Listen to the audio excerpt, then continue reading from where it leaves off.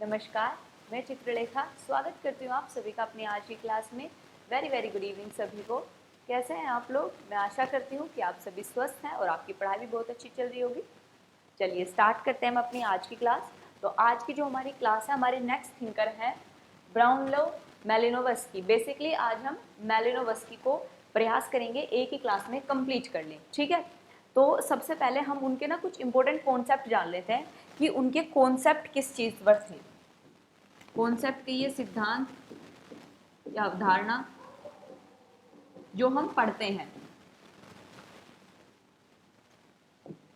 चलिए, तो एक उनका सबसे पहले हम सिद्धांत पढ़ते हैं। एक तो उनका आवश्यकता का सिद्धांत, नीड की थ्योरी जो है उनकी बहुत पूछी जाती है एग्जाम में, तो ध्यान रखना। एक उनका पूछा जाता है फंक्शनलिज्म।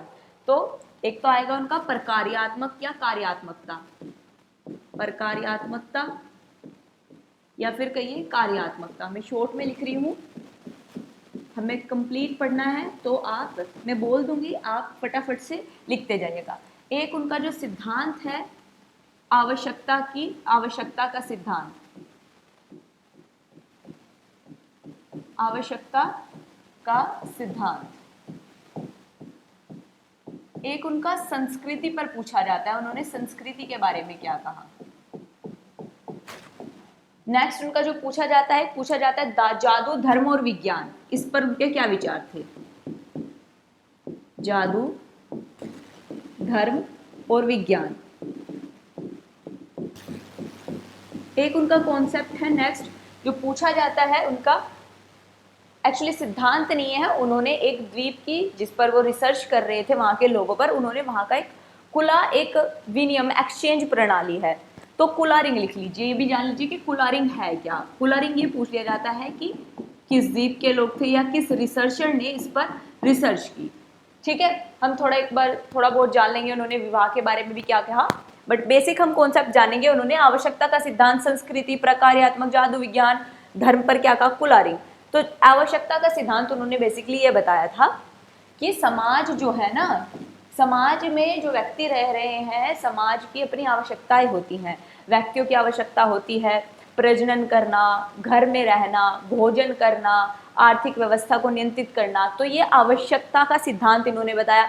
संस्कृति इन्होंने बताई कि संस्कृति हमें विरासत में मिलती है एक तरीके से, कि जो रीति रिवाज है और जो संस्कृति है ये आपस में किस प्रकार मिली जुली है, रीति रिवाज और संस्थाएं किस प्रकार कार्य करती हैं, उसमें ये पढ़ेंगे। फिर कार्यात्मकता इन्होंने बताया कि समाज किस प्रकार से हमारा कार्य करता है, कार्य किस प्रकार करेगा।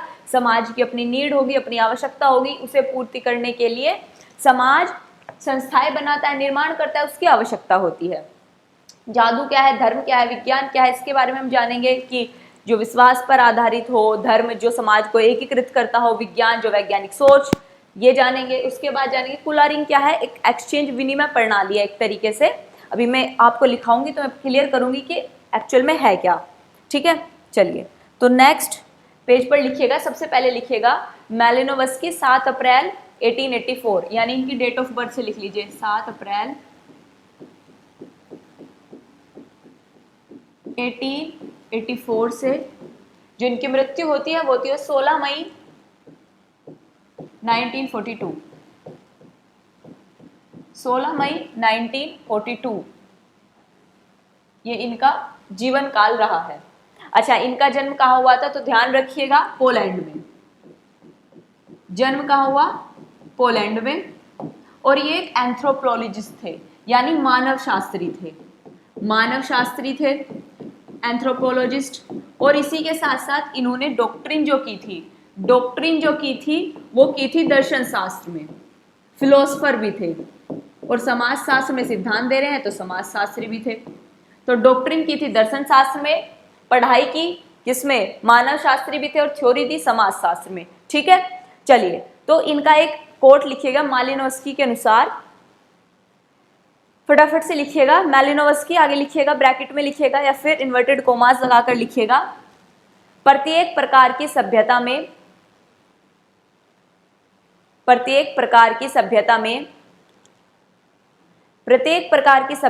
प्रथा भौतिक वस्तुएं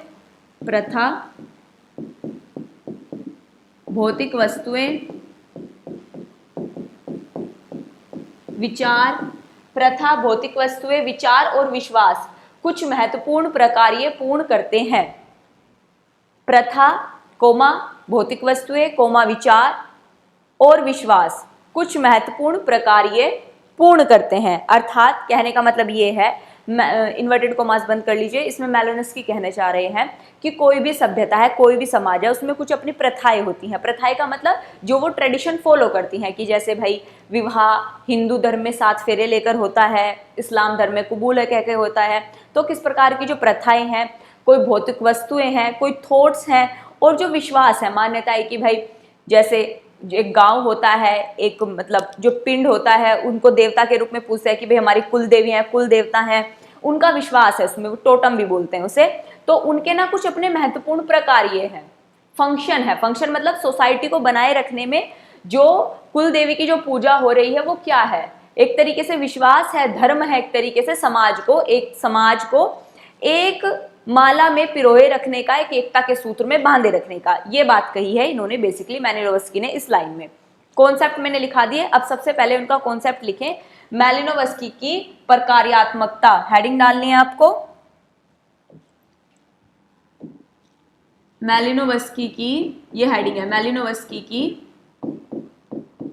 प्रकार्यात्मकता। फटाफट से लिख लीजिए आप इसे, उसके बाद में से एक्सप्लेन करती हूं कि ये एक्चुअल में है क्या। मैलिनोवस्की की प्रकार्यात्मकता एक्चुअल में है क्या, ये हेडिंग डालिए। मैलिनोवस्की फंक्शनलिज्म, मैलिनोवस्की की प्रकार्यात्मकता या कार्यात्मकता। नोट करिएगा इसमें, 20वीं सदी के सबसे प्रसिद्ध मानव शास्त्रियों में से एक हैं, इन्हीं की बात हो रही है। मैलिनोवस्की जो है 20वीं सदी के सबसे प्रसिद्ध मानव शास्त्रियों में से एक हैं। 20वीं सदी के सबसे प्रसिद्ध मानव शास्त्रियों में से एक हैं। थोड़ा तेजी से लिखिएगा, क्योंकि अगर हमें एक ही थिंकर को 1 घंटे में पूरा करना है तो थोड़ा स्पीड से लिखना होगा। मैलिनोवस्की को कभी कभी ट्रोबिएंट द्वीप समूह में,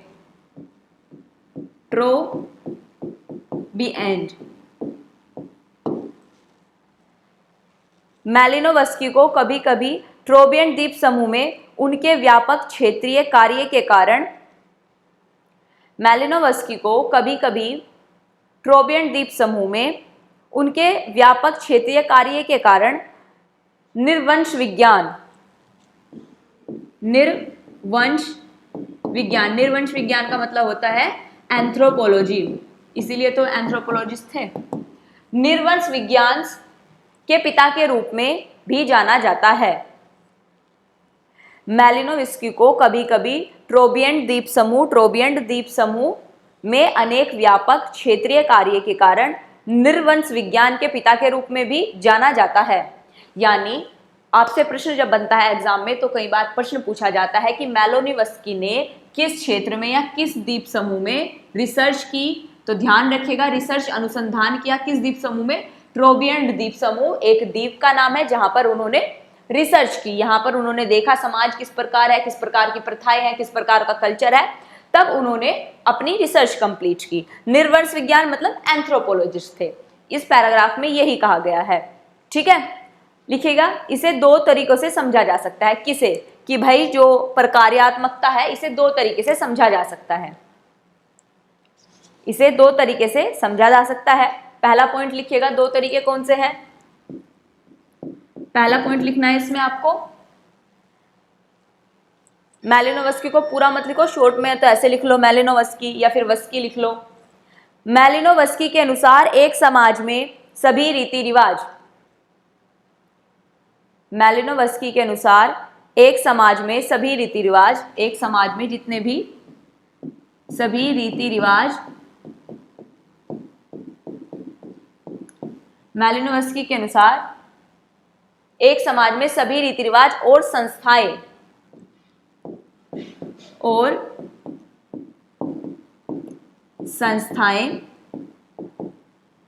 एकीकृत और परस्पर जुड़ी होती हैं। संस्थाएं एकीकृत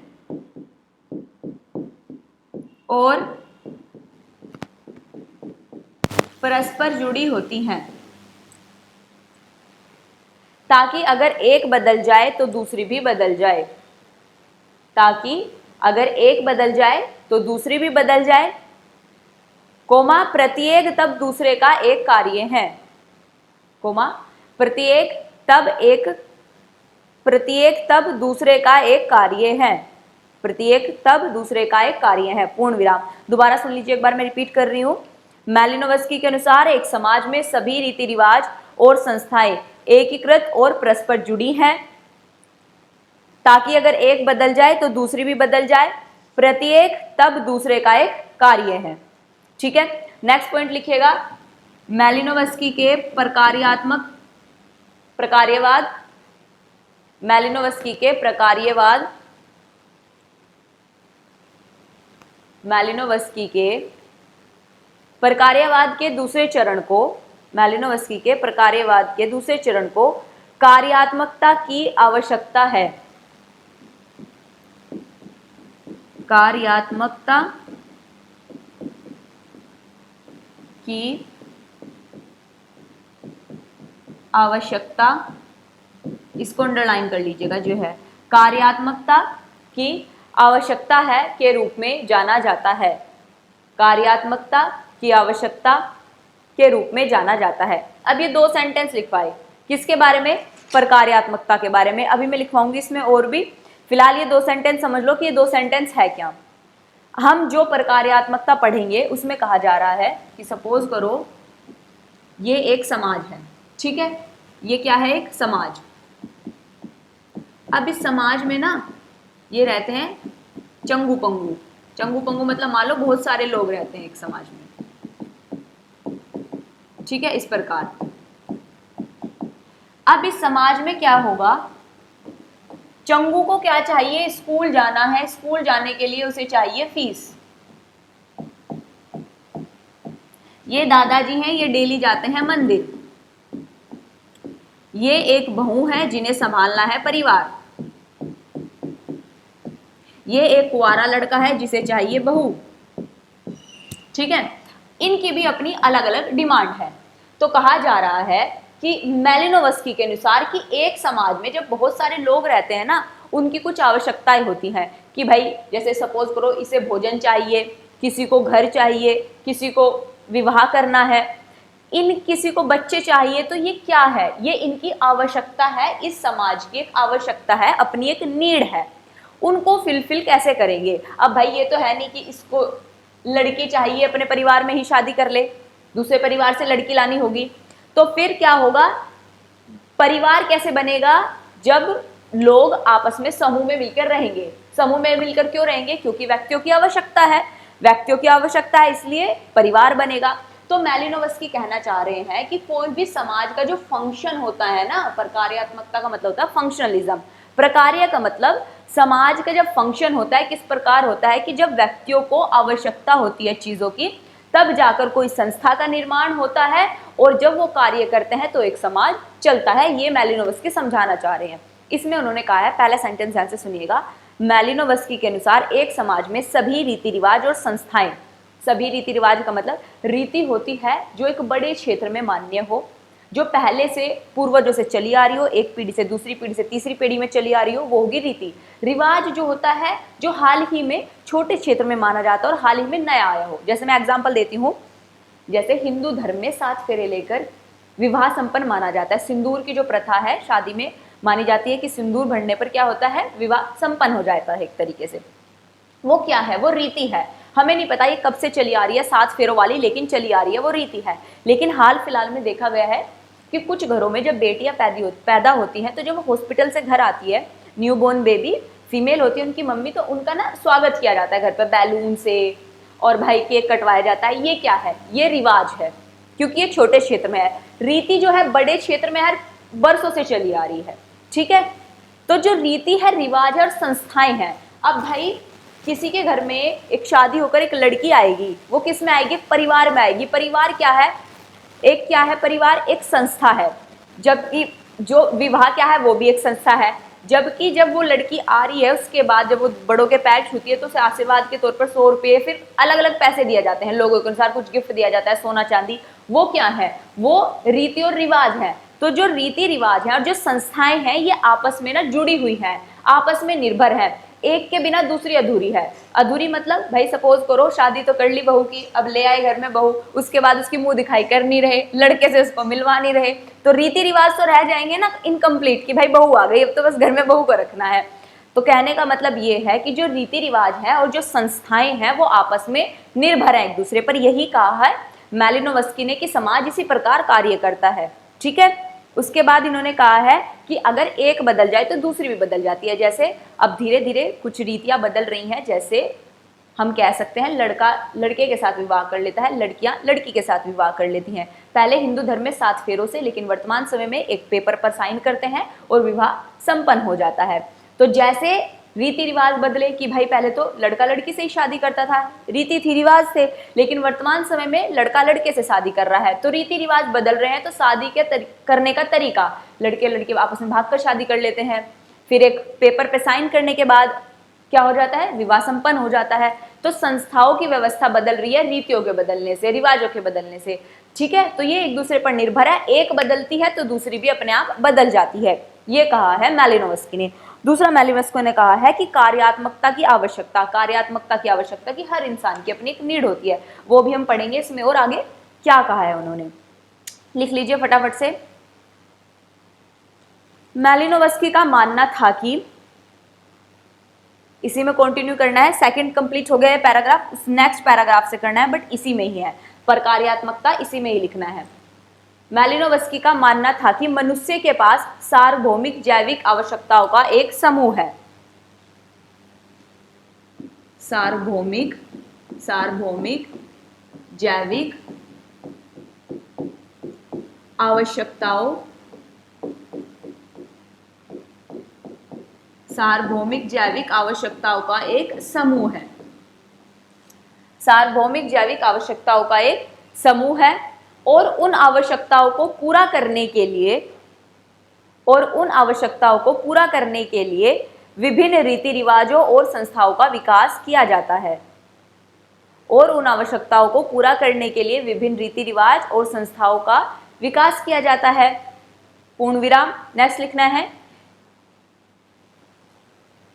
मैलिनोवस्की ने लोगों की जरूरतों को देखा और सोचा कि, मैलिनोवस्की ने लोगों की जरूरतों को देखा और सोचा कि संस्कृति की भूमिका लोगों की जरूरतों को पूरा करना है।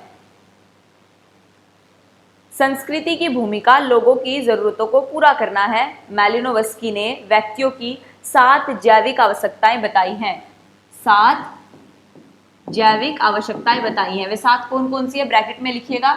पोषण, प्रजनन, पोषण का मतलब पालन पोषण, कि भाई बच्चा पैदा होते ही अपने आप नहीं पल सकता, उसे माता पिता को पालना पड़ेगा। ठीक है, पोषण, प्रजनन, पोषण, प्रजनन। उसके बाद लिखिएगा शारीरिक आराम, शारीरिक आराम। नेक्स्ट लिखिएगा विश्राम, गति और विकास, विश्राम, गति और विकास। ठीक है, शारीरिक आराम, सुरक्षा, 7वां बचा पॉइंट, सुरक्षा, ये लिख लीजिए। पोषण, प्रजनन, शारीरिक आराम, विश्राम, गति और सुरक्षा, ब्रैकेट बंद, की पहचान की है।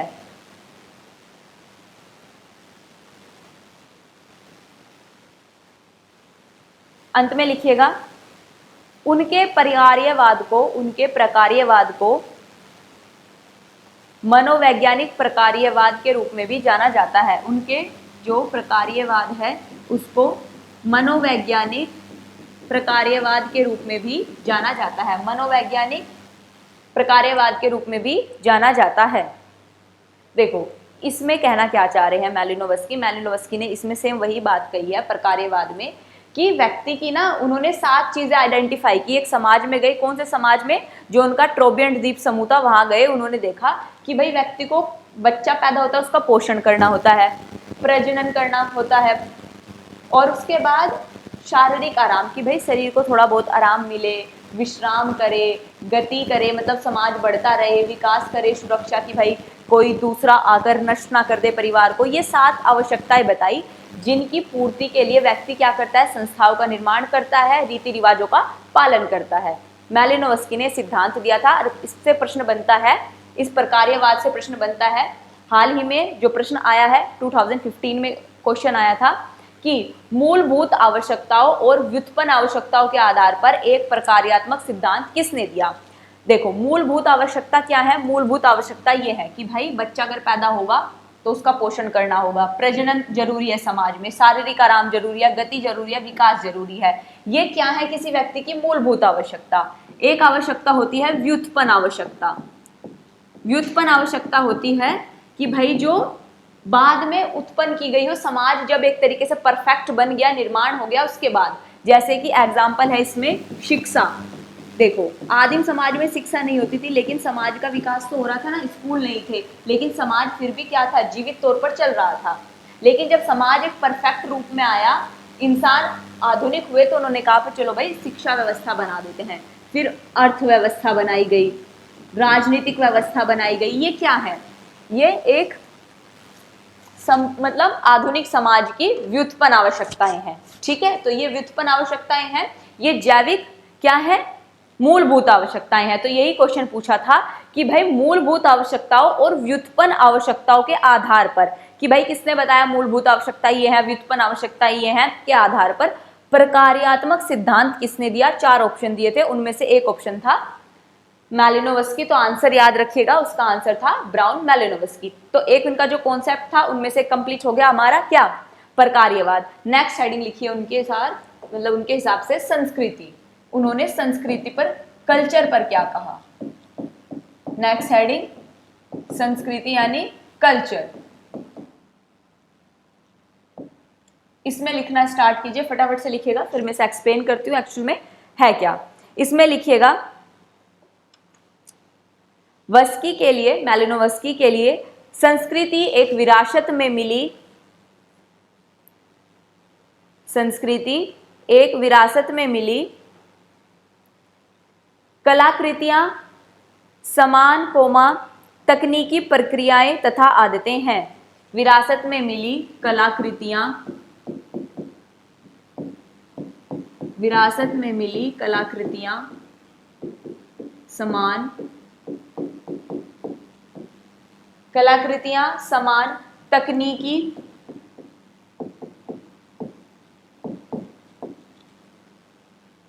तकनीकी प्रक्रियाएं तथा आदतें हैं। तकनीकी प्रक्रियाएं तथा आदतें हैं। ठीक है, यह मान्यताओं, पद्धतियों, रीति रिवाजों और संस्था की एक संतुलित प्रणाली है। यह मान्यताओं कोमा पद्धतियों, मान्यताओं कोमा पद्धतियों, मान्यताओं कोमा पद्धतियों कोमा रीति रिवाजों और संस्थाओं, कोमा रीति रिवाजों और संस्थानों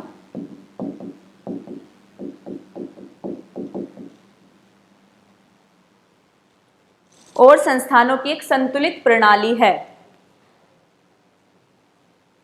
इसी में लिखिएगा वस्की के लिए संस्कृति एक विशाल उपकरण, कोमा आंशिक रूप से सामग्री, आंशिक रूप से मानव। वस्की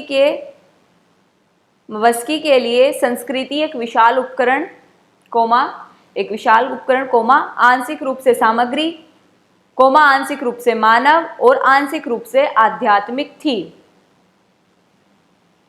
जिसके द्वारा मनुष्य मूर्त विशिष्ट समस्याओं का सामना करने में सक्षम होता था।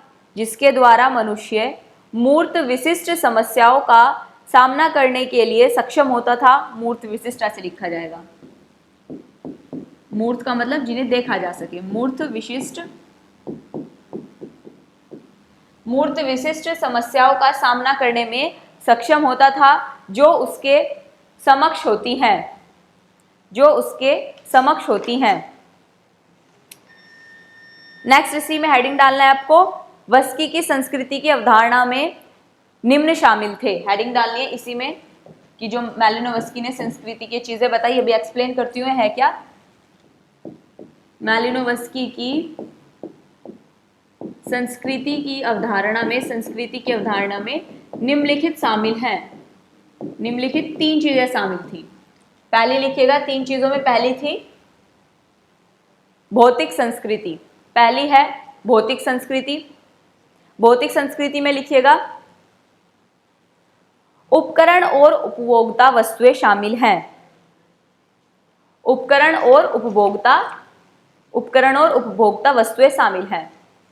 दूसरा लिखिएगा, दूसरे पॉइंट में लिखिएगा मानव गतिविधि की मूर्त श्रेणियां। दूसरा पॉइंट लिखना है मानव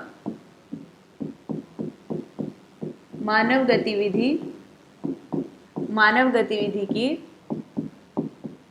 मूर्त श्रेणियां।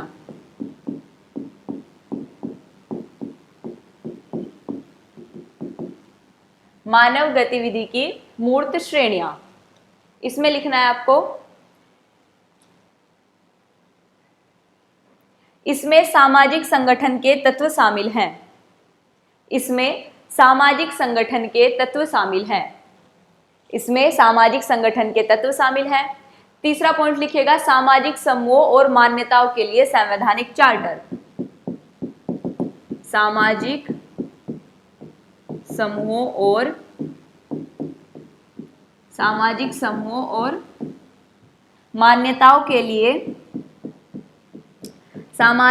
और मान्यताओं के लिए संवैधानिक चार्टर्स।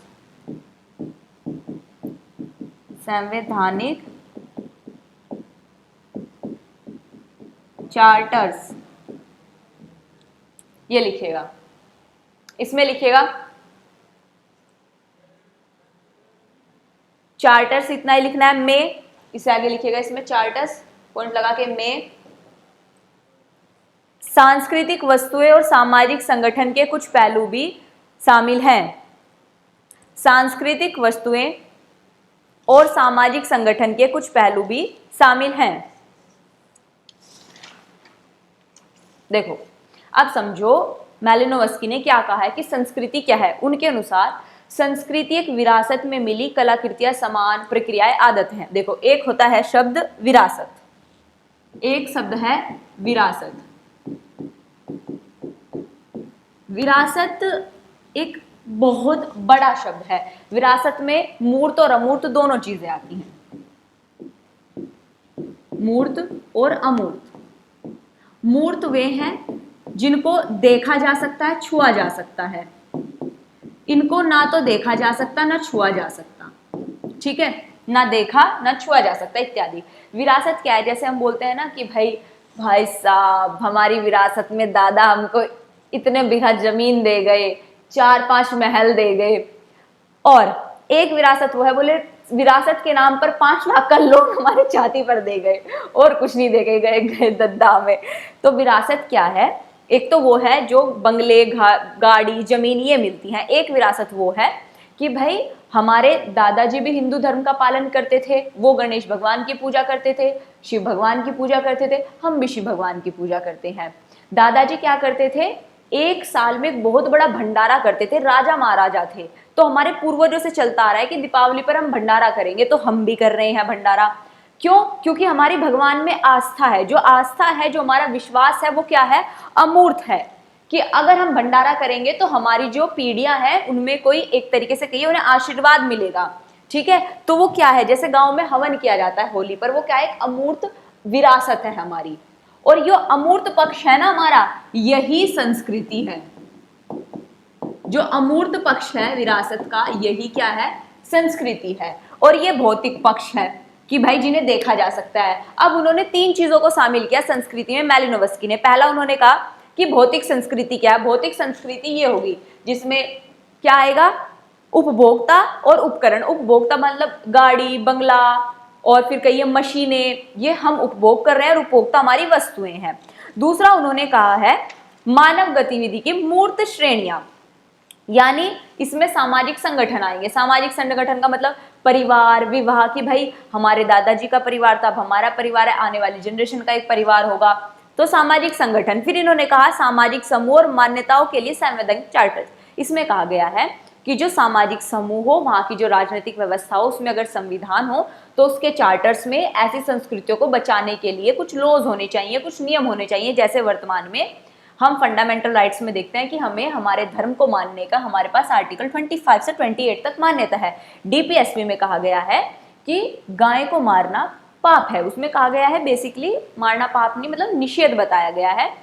क्यों बताया गया है निषेध? कि भाई जो दूध देने वाले पशु हैं, जो बोझा ढोने वाले पशु हैं, वो क्या करें, बेसिकली उनको ना मारा जाए, ये डीपीएसपी में कहा गया है। तो ये किसके लिए? हमारी संस्कृति को प्रोटेक्ट करने के लिए। मैलिनोवस्की भी इस पॉइंट में यही कह रहे हैं कि इनकी संस्कृति को बचाने के लिए कुछ चार्टर्स ऐसे संविधान में होने चाहिए। बस यही उनका कॉन्सेप्ट था संस्कृति पर। ठीक है,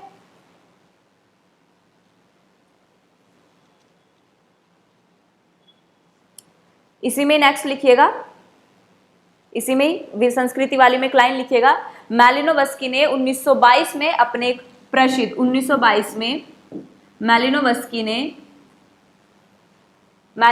ने 1922 में अपने प्रसिद्ध शोध प्रबंध comma argonauts of western Pacific,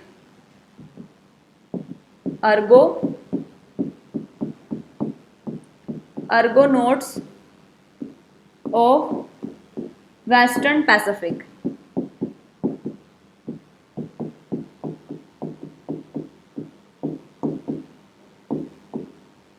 ये लिखना है। आई रिपीट, मैं दोबारा से बोल देती हूँ। मैलिनोवस्की ने 1922 में अपने प्रसिद्ध शोध प्रबंध comma argonauts of western Pacific में कठिन क्षेत्र कार्य के परिणामों को प्रकाशित किया। पूछा जा सकता है कि उन्होंने किस क्षेत्र में अपने कार्यों को प्रकाशित किया था, तो 1922 में उन्होंने अर्गोनोट्स ऑफ वेस्टर्न पैसिफिक में कठिन क्षेत्र कार्य के परिणामों को प्रकाशित किया।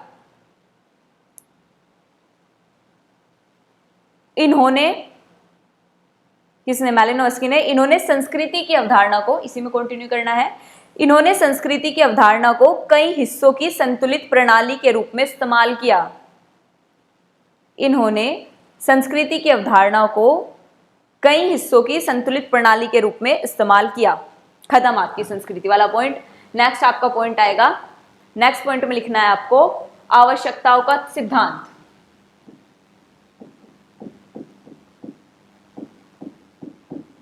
आवश्यकताओं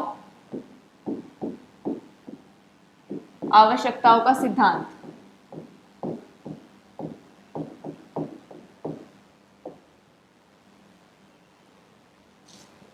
आवश्यकताओं का सिद्धांत वही है, व्यक्ति को चीजों की आवश्यकता होती है, संस्था बनती है, रीति रिवाज बनते हैं, जो चलते हैं, जिससे समाज क्या करता है, विकास करता है। तो इसमें थोड़ा लिख लीजिए,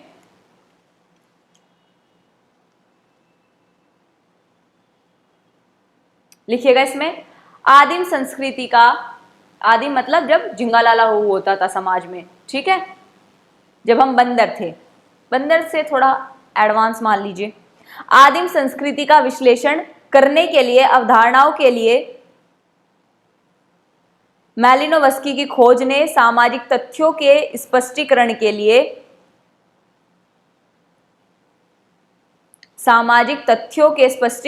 लिए एक विशेष दृष्टिकोण को उनकी जरूरतों के सिद्धांत के रूप में जाना। ये बकवास लाइन थी, इसमें कोई कुछ नहीं है, इसमें बस इतना लिखा गया है कि आदिम समाज का उन्होंने एनालिसिस किया एक तरीके से, और उन्होंने बताया कि सामाजिक तथ्यों के स्पष्टीकरण के लिए उन्होंने बताया कि मनुष्य का क्या होता है, एक समाज का एक जरूरत का एक सिद्धांत दिया, ये दिया आवश्यकता का सिद्धांत या जरूरत का सिद्धांत।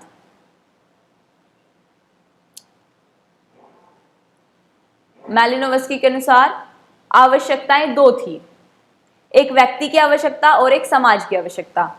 मैलिनोवस्की के अनुसार दो आवश्यकताएं थी, एक व्यक्ति की आवश्यकता और एक समाज की आवश्यकता। मैलिनोवस्की के अनुसार आवश्यकताएं दो थी, एक व्यक्ति की आवश्यकता और एक समाज की आवश्यकता।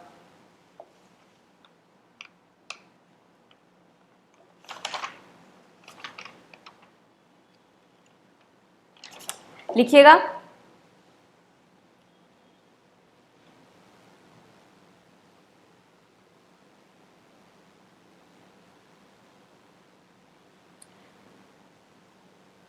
आवश्यकता को परिभाषित इस प्रकार किया,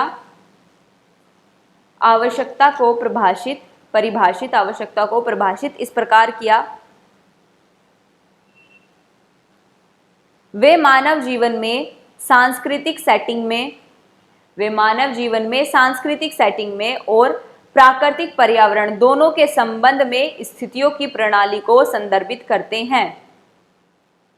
वे मानव जीवन में सांस्कृतिक सेटिंग में या सांस्कृतिक व्यवस्था में, वे मानव जीवन में सांस्कृतिक व्यवस्था में या सांस्कृतिक सेटिंग में और प्राकृतिक पर्यावरण दोनों के संबंध में स्थितियों की प्रणाली को संदर्भित करते हैं, जो समूह और जीव के अस्तित्व के लिए पर्याप्त और आवश्यक है।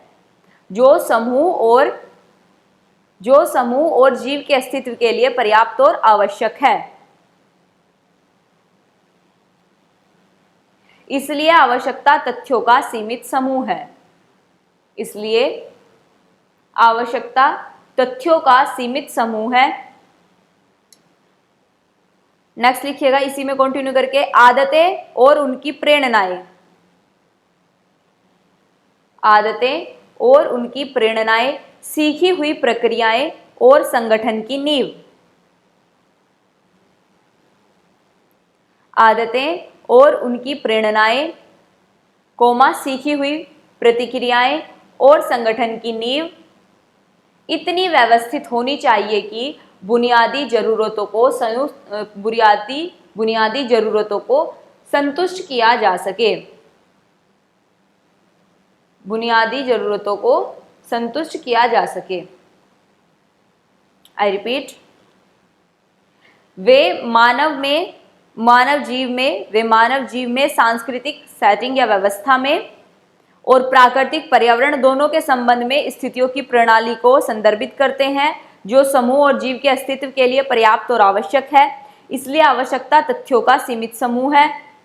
आदतें और उनकी प्रेरणाएं सीखी हुई प्रतिक्रियाएं और संगठन की नींव इतनी व्यवस्थित होनी चाहिए कि बुनियादी जरूरतों को संतुष्ट किया जा सके। मालिनोवस्की ने कहा कि दो तरह की आवश्यकता होती है, एक तो पूरे समाज की आवश्यकता होती है, एक व्यक्ति की आवश्यकता होती है। जैसे व्यक्ति की आवश्यकता होगी क्या कि भाई मुझे पैसा चाहिए, मुझे भोजन चाहिए, पूरे समाज की एक नीड होगी, पूरा समाज चाहेगा कि पूरा समाज एक यूनिटी में बंधा रहे, तब क्या आएगा, धर्म आएगा। ये पूरे एक समाज की व्यवस्था होगी। एक व्यक्ति की आवश्यकता होगी कि उसे नेक्स्ट टाइम का भोजन मिल जाए पका पकाया, उसके लिए परिवार होगा, जब बच्चे पैदा हों उनको अच्छे से पालन पोषण किया जाए, उसके लिए परिवार होगा। एक व्यक्ति को जीवन जीने के लिए दूसरे साथी की जरूरत होती है, वो विवाह व्यवस्था से उनके जीवन में प्राणी आता है, चाहे वो बर्बादी के लिए आए चाहे आबादी के लिए आए हो, आता जरूर है, वो विवाह से आता है। तो यहाँ पर मालिनोवस्की वही समझा रहे हैं कि दो तरह की आवश्यकता होती है, एक समाज की होती है, एक व्यक्ति की होती है।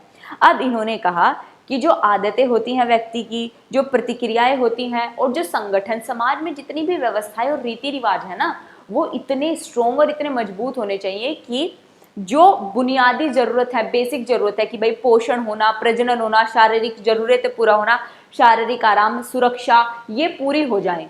कि भाई जितने भी, अगर हम कोई रीति रिवाज मना रहे हैं, जैसे कि हम 7 फेरे लेकर विवाह संपन्न होता है, 7 फेरे लिए विवाह संपन्न नहीं माना जाता समाज के बिना, ठीक है।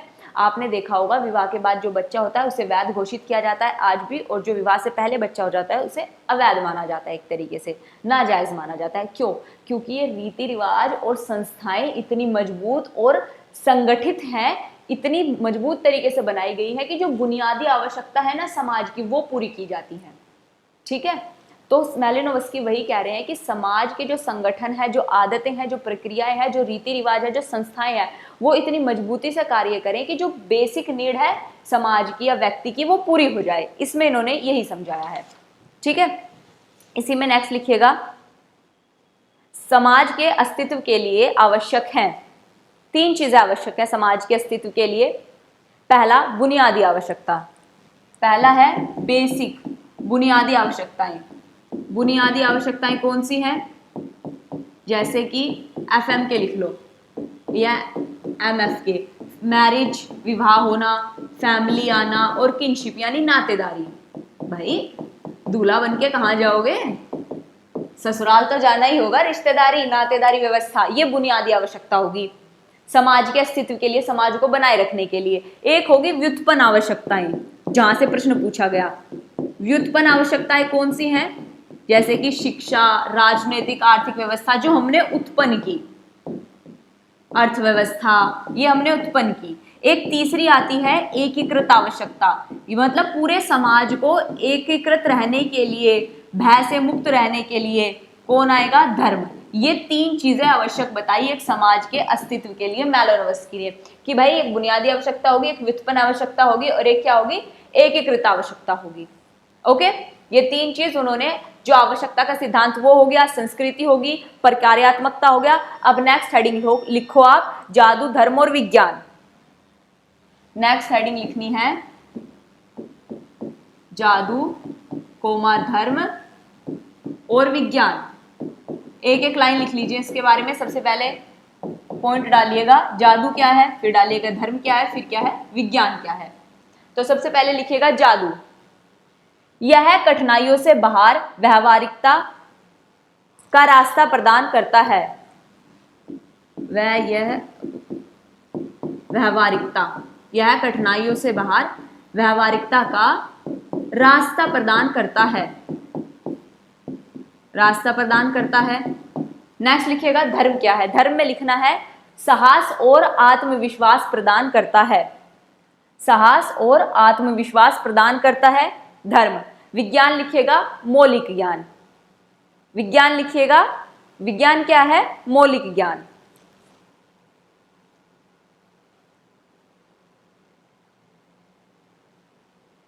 देखो जादू, धर्म और विज्ञान में उन्होंने कहा है, जो जादू है ना, जब इंसान दुखी होता है, बहुत ज्यादा कठिनाई में होता है, तो एक तरीके से जादू आएगा। कह नहीं देते कि भाई टोटम, कि टोटका, एक तरीके से टोटम, कि भाई एक काम करो, कुल देवी की पूजा करो और तुम्हारे यहाँ जो बारिश नहीं हो रही, तुम्हारी फसल नहीं हो रही, तुम सब गांव वाले जाकर उस पहाड़ पर एक कुल देवी की पूजा करो, बकरे की बलि दो, तुम्हारे यहाँ बारिश हो जाएगी। ये क्या है, एक तरीके से एक टोटम बताया जा रहा है। और अगर किसी कारणवश वो बारिश हो जाए तो वो क्या कहलाएगा, जादू। तो कठिनाइयों में व्यवहारिकता का रास्ता प्रदान करना। धर्म क्या है, धर्म प्रदान करता है साहस और आत्मविश्वास, मैलिनोवस्की के अनुसार, कि भाई धर्म क्या करेगा, पूरे समाज को बांधे रखेगा। एक आत्मविश्वास आएगा कि हम ईश्वर की प्रार्थना कर रहे हैं तो सब अच्छा होगा, एक विश्वास है, एक साहस है। विज्ञान क्या है, साइंस जो है एक मौलिक ज्ञान प्रदान करता है, मौलिक ज्ञान। मैलिनोवस्की ने ये तीन चीज कही, ठीक है। इसी में कंटिन्यू करके लिखिएगा, जादू और धर्म के बीच एक प्राथमिक अंतर यह है, जादू और धर्म के बीच एक प्राथमिक अंतर यह है कि जादुई संस्कार एक स्पष्ट उद्देश्य होता है। जादुई संस्कार का एक स्पष्ट उद्देश्य होता है कि भाई हम जादू क्यों कर रहे हैं, हम कुल देवी पर बकरा क्यों चढ़ा रहे हैं, ताकि वर्षा हो जाए। हम एक पुतली बनाकर, एक पुतला बनाकर उसके ऊपर बाल लगाकर उसे क्यों दफना रहे हैं, ताकि उस व्यक्ति को बीमार करना हो या उस व्यक्ति के घर में कुछ कलेश करना हो, एक तरीके से जादू, ठीक है। तो उसका एक स्पष्ट उद्देश्य है जादू का। लिखिएगा, दोबारा से रिपीट कर रही हूं मैं, जादू और धर्म के बीच एक प्राथमिक अंतर यह है कि जादुई संस्कार का एक स्पष्ट उद्देश्य होता है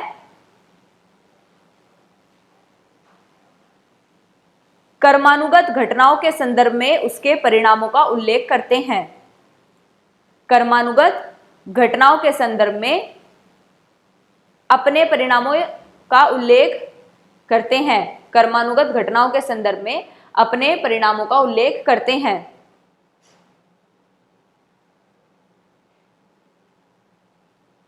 नेक्स्ट लिखिएगा इसमें, मैलिनोवस्की दुर्खिम के धर्म के, मैलिनोवस्की दुर्खिम के धर्म के समाजशास्त्र सिद्धांत को खारिज करते हैं। दुर्खिम का समाजशास्त्र सिद्धांत क्या था कि भाई धर्म जो है समाज में एकता बनाए रखता है और समाज के लिए अच्छी अच्छी चीजें लाता है। जो व्यक्ति ज्यादा धार्मिक होगा वो आत्महत्या कम करेगा। तो मैलिनोवस्की कहते हैं ये सब बकवास है, जो दुर्खिम कह रहा है ये नहीं है, ये गलत है। तो ये लिखिएगा, मैलिनोवस्की दुर्खिम के धर्म के समाजशास्त्रीय सिद्धांत को खारिज करते हैं।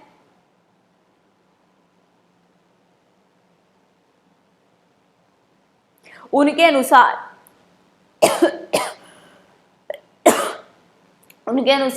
धार्मिक कृत्यों में निम्नलिखित कार्य हैं। उनके अनुसार, मैलिनोवस्की के अनुसार धर्म क्या है? उनके अनुसार धार्मिक कृत्यों में निम्नलिखित कार्य हैं। पहला पॉइंट लिखिएगा, दीक्षा समारोह पारंपरिक ज्ञान को एक पवित्र चरित्र प्रदान करता है। दीक्षा समारोह एक पारंपरिक ज्ञान को एक पवित्र चरित्र प्रदान करता है। दीक्षा समारोह पारंपरिक ज्ञान को एक पवित्र चरित्र प्रदान करता है। दूसरा पॉइंट लिखिएगा, एक आदिम समाज में मृत्यु की घटना, एक आदिम समाज में मृत्यु की घटना गति में धार्मिक कृत्यों का एक पैटर्न निर्धारित करती है। एक आदिम समाज में मृत्यु की घटना गति में धार्मिक कृत्यों का कृत्य से लिखा जाएगा, धार्मिक कृत्यों का एक पैटर्न निर्धारित करती है। पैटर्न निर्धारित करती है जो भय और विनाश की ताकतों का मुकाबला करती है, जो भय और विनाश की ताकतों का मुकाबला करती है। नेक्स्ट, तीसरा लिखिएगा, भोजन त्याग और टोटेमिस्टिक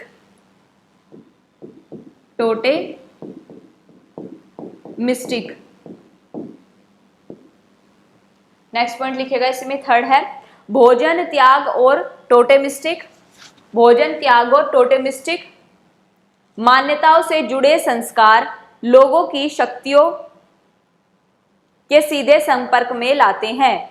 भोजन त्याग और टोटेमिस्टिक मान्यताओं से जुड़े संस्कार लोगों को शक्तियों के सीधे संपर्क में लाते हैं जो जीवन का आधार प्रदान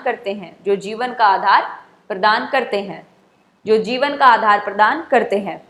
देखो, मैलिनोवस्की ने 3 चीजें कही कि उनके अनुसार धर्म क्या है, धर्म के कार्य क्या है। पहला धर्म का कार्य है कि दीक्षा समारोह पारंपरिक ज्ञान को एक पवित्र चरित्र प्रदान करता है। कि जो दीक्षा समारोह होता है कि भाई किसी को सम्मान देना, क्या कर रहा है, अप्रिशिएट कर रहे हैं, तो एक समाज को पवित्र चरित्र प्रदान करता है। कि भाई 4 लोग थे, उनमें से एक व्यक्ति को बुलाकर सम्मान दिया गया, सबने उसके लिए तालियां बजाई। ये क्या है, एक पवित्र चरित्र प्रदान कर रहा है कि भाई इसको ना सारे मंत्र आते थे, इस व्यक्ति को सारे मंत्र आते थे, हम इसे क्या मानते हैं, पंडित मान लेते हैं, ये ज्ञानी है। ये एक समाज को, पारंपरिक समाज जो चला रहा है, पारंपरिक ज्ञान इसके पास है, ये व्यक्ति पवित्र है और इसे हम सम्मान दे रहे हैं, ये एक पवित्र चरित्र प्रदान कर रहा है समाज को। ये कार्य धर्म का है मैलिनोवस्की के अनुसार। दूसरा उन्होंने कहा धर्म का कार्य क्या है कि आदिम समाज में क्या होता था, वर्तमान में भी होता है, जैसे कोई व्यक्ति मर जाता है उसके बाद हम पूजा पाठ कराते हैं, तीजा रखते हैं, उसके बाद 12वीं होती है, 13वीं होती है। ये सब क्या है, ये एक धर्म का एक पार्ट है। जो हमें डर लगता है आत्माओं से, भय से, उसको निकालने का कार्य किसका है, धर्म का है। कि भाई ईश्वर के लिए हम पिंडदान कर देंगे, ईश्वर के लिए हम खाना निकाल देंगे, ईश्वर के नाम से गंगा में अस्थियां सलाएंगे, ओम नमः शिवाय बोलेंगे, राम नाम सत्य है बोलेंगे। ये क्या है, ये धर्म का एक पार्ट है। मैलिनोवस्की ने कहा धर्म का ये कार्य है। पहला कार्य पारंपरिक ज्ञान के लिए समाज को चरित्र प्रदान करना, दूसरा भय से बचाना अगर किसी व्यक्ति की मृत्यु हो जाती है। तीसरा उन्होंने कहा कि जो टोटेमिस्टिक मान्यता है, टोटम का मतलब एक तरीके से जैसे मैंने बताया कि भाई कुल देवी की पूजा करना, ये क्या है, टोटम है एक तरीके से। भोजन त्याग, ये कुछ संस्कार हैं जो सीधे संपर्क में लेके आते हैं। सीधे संपर्क में किसके, जैसे हम गाँव का आपने देखा होगा, कहीं पर संडे में हर संडे दूध चढ़ाया जाता है गाँव के कोने पर, किस लिए, अपने देवता को खुश करने के लिए। तो वो कह रहे हैं ये एक जीवन का आधार है जो डायरेक्ट व्यक्तियों को, धर्म को किससे जोड़ता है, शक्तियों से, पावर से जोड़ता है। ये 3 चीजें बताई मैलिनोवस्की ने अपने धर्म के बारे में। ठीक है, जादू बता दिया, धर्म बता दिया, विज्ञान बता दिया, इसमें इतना ही जानना था हमें। ठीक है, अब नेक्स्ट हेडिंग लिखिएगा, एक्सचेंज का कुल रिंग। ये भी कंप्लीट हो गया आपका।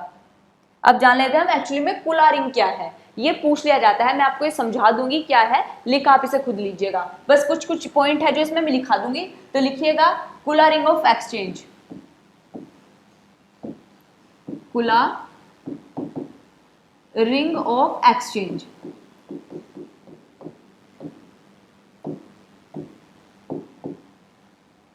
कुला रिंग ऑफ एक्सचेंज पता है क्या है?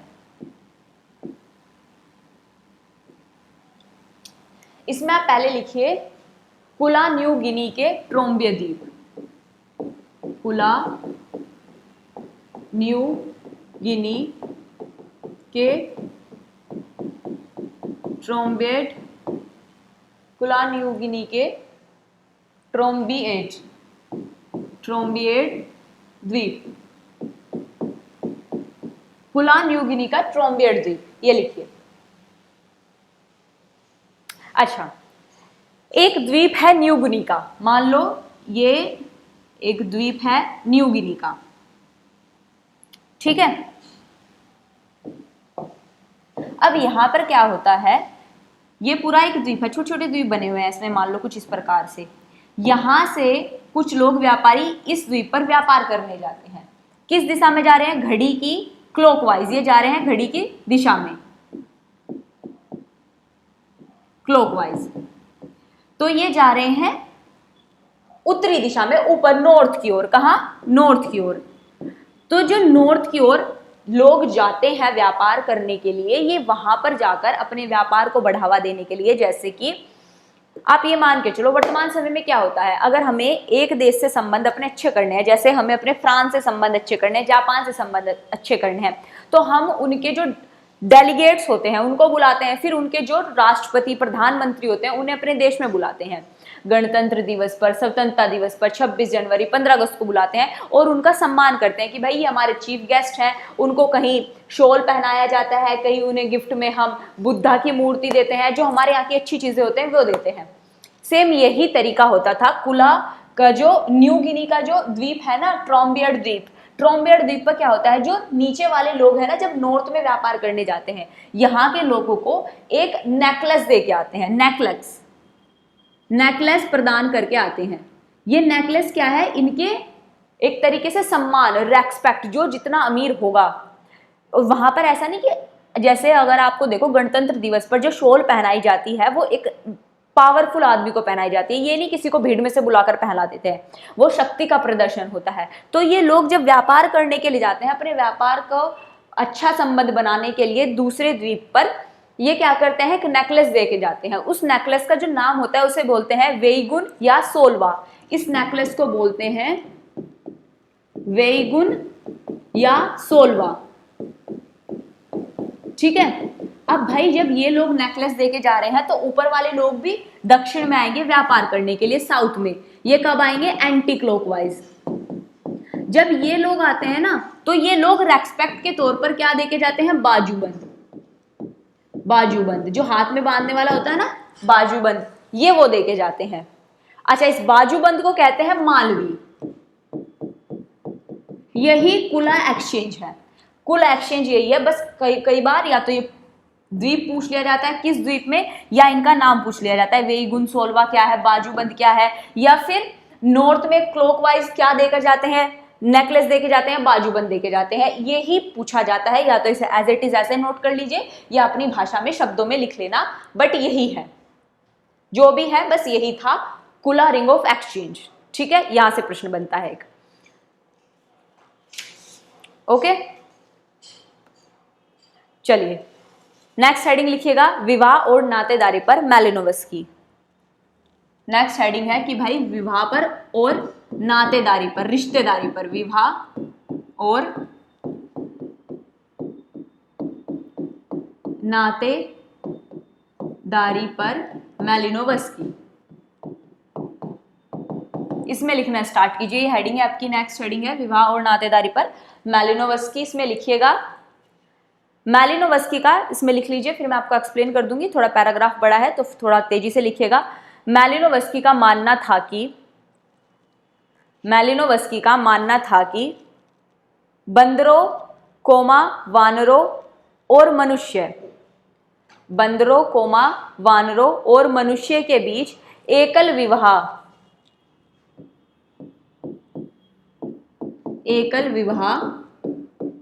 बंदरों, वानरों और मनुष्य के बीच एकल विवाह प्राकृतिक स्थिति है।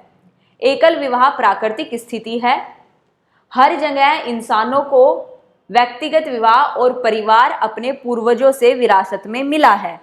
दुनिया में किसी भी स्थान की बात हो रही है कि हर जगह इंसानों को व्यक्तिगत विवाह और परिवार अपने पूर्वजों से विरासत में मिला है। अब ब्रैकेट में लिखेगा, वस्की के अनुसार एकल जोड़े में विवाह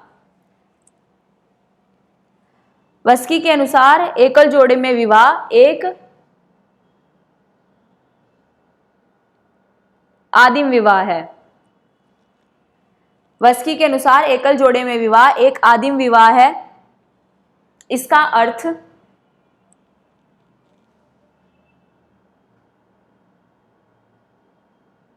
इस अर्थ में वेस्टमार्क और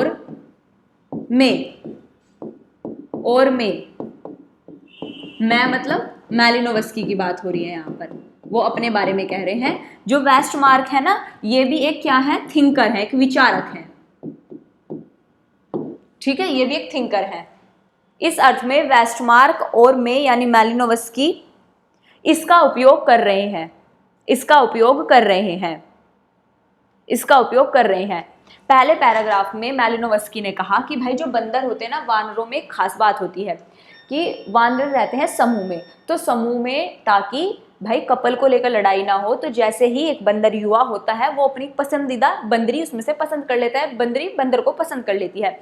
वो एक कपल के रूप में रहते हैं, कब तक, जब तक नई पीढ़ी नहीं आ जाती और वो युवा नहीं हो जाती, तब तक वो उसी के साथ शारीरिक संबंध में रहते हैं। तो यहाँ पर मैलिनोवस्की कह रहे हैं कि भाई ये तो सेम ऐसा है जैसे मनुष्य आदिम काल से, जब से आदिम काल की बात हो रही है कि जब मनुष्य समूह में रहता था, जंगलों में रहता था और थोड़ा थोड़ा जानने लगा, समूह में रहने लगा, तो एक व्यक्ति एक पत्नी को रखता था अपने साथ। तो ये क्या है, एक प्राकृतिक व्यवस्था है जो हमें पूर्वजों से, हमें हमारी पीढ़ियों को मिली है। तो मैलिनोवस्की कह रहे हैं कि बंदरों और वानरों में भी है, मनुष्य में भी है, जो विवाह व्यवस्था है यह हमें ना अपनी पीढ़ियों से मिल रही है, विरासत में चल रही है। तो जो वेस्टमार्क हैं और मैलिनोवस्की हैं, ये दोनों ना सेम बात कहते हैं कि एकल विवाह पर, कि भाई एक व्यक्ति यानी एक लड़का, एक मेल और एक फीमेल एकल विवाह होगा, यह हमें पूर्वजों से मिलता आ रहा है, हमारे समाज में, आदिम समाज से। इस पैराग्राफ में इन्होंने विवाह पर यह कहा। नेक्स्ट पैराग्राफ लिखिए इसी में ही, वस्की उनके वस्की कोमा यानी मैलिनोवस्की कोमा उनके, वस्की कोमा उनके, वस्की कोमा उनके पहले मोर्गन की तरह, उनके पहले मोर्गन भी क्या थे, उनके पहले मोर्गन की तरह। जो मोर्गन है ये क्या है, ये भी एक थिंकर है। वस्की कोमा उनके पहले मोर्गन की तरह एक मातृवंशीय लोगों का अध्ययन किया, जिनके लिए पिता की भूमिका यूरोपीय समाज की तुलना में बहुत अलग और बहुत कम महत्वपूर्ण थी। जिनके लिए पिता की भूमिका यूरोपीय समाज की तुलना में बहुत अलग और बहुत कम महत्वपूर्ण थी। जिनके लिए पिता की भूमिका यूरोपीय समाज की तुलना में बहुत अलग और बहुत कम महत्वपूर्ण थी। इसके बजाय यह मां का भाई था, कोमा वह वयस्क पुरुष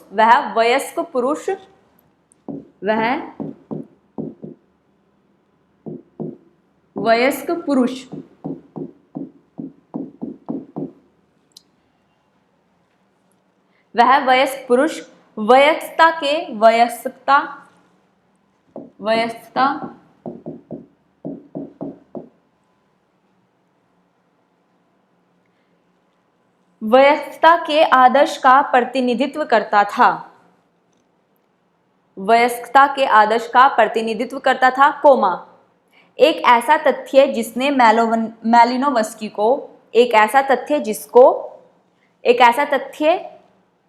मैलिनोवस्की को ओडिपस परिसर के बारे में